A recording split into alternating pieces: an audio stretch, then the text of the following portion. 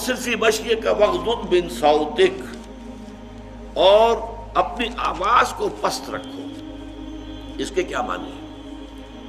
آواز کا پست رکھنا، ایک تو یہ کہ عام گفتگو میں بھی خام خواہ انسان زیادہ بلند آواز سے نہ بولے، بلکہ دھیمے انداز میں گفتگو کی جائے۔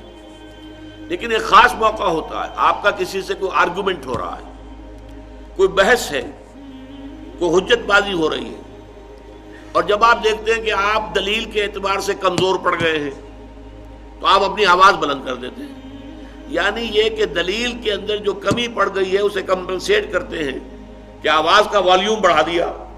یہ در حقیقت شے ہے جو یہاں پر بیان کی جا رہی ہے کہ خواب کا بلند آوازی کے ذریعے سے کسی کو مرعوب کرنے کی کوشش کرنا یہ غلط ہے۔ آپ جو ہے اپنی بات کے وزن کے اعتبار سے، وہ اگر عقلی اعتبار سے وزندار بات ہے تو اس سے منوائیے، اس کی دلیل کے اعتبار سے، ورنہ یہ ہے کہ ہر حال میں پست آواز رکھنا بھی اچھا نہیں ہے۔ بعض مواقع ایسے ہوتے ہیں، مثلا یہ کہ میں آپ کو حدیث سنا رہا ہوں کہ حضور صلی اللہ علیہ وسلم، ظاہر بات ہے کہ حضور کے طرز عمل کے بعد تو کسی چیز کو کوسچن نہیں کیا جا سکتا۔ حضور جب خطبہ دیتے تھے، اب آپ کے علم میں ہے کہ دو طرح کے مقررین ہوتے ہیں۔ ایک مقرر وہ ہے جو لیکچرز دے رہے ہوتے ہیں، بڑے دھیمے دھیمے انداز میں بات چل رہی ہے، مربوط ہے، مسلسل۔ ایک ہے جو ذرا جوش کے انداز میں، جسے ہم خطابت کہتے ہیں، اوریشن، اوریٹری۔ ایک ہے لیکچر، ایک ہے اوریٹری۔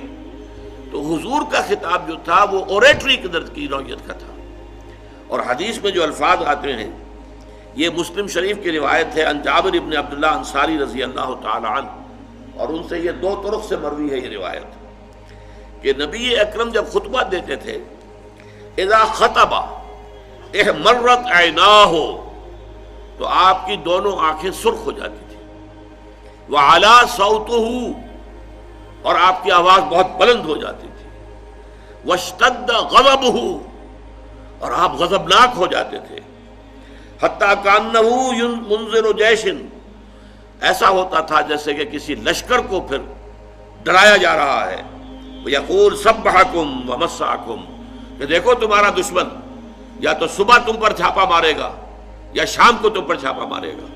تو جس طریقے سے کہ اسے ڈرایا جاتا ہے اور خبردار کیا جاتا ہے، اور جوش کے ساتھ اور جذبے کے ساتھ، تو حضور کا جو انداز ہے وہ در حقیقت خطابت کا یہ تھا۔ اس پہلو سے یہ ہے کہ یہ چیز مستقل نہیں ہے، البتہ یہ ہے کہ عام طور پر بلند آوازی کو اپنا وصف بنا لینا۔ تو اس کے بعد جو فرمایا ان انکر الاصوات لصوت الحمیر، اب یہ بھی دیکھیے قرآن مجید کا ایک خاص انداز ہے۔ اسی رکوع میں ہم نے منکر اور معروف یہ دو اصطلاحیں دیکھی، وامر بالمعروف ونہی عن المنکر۔ اس منکر سے انکر کا لفظ یہاں آ گیا، ان انکر الاصوات لصوت الحمیر، سب سے زیادہ ناپسندیدہ آواز گدھے کی آواز ہے۔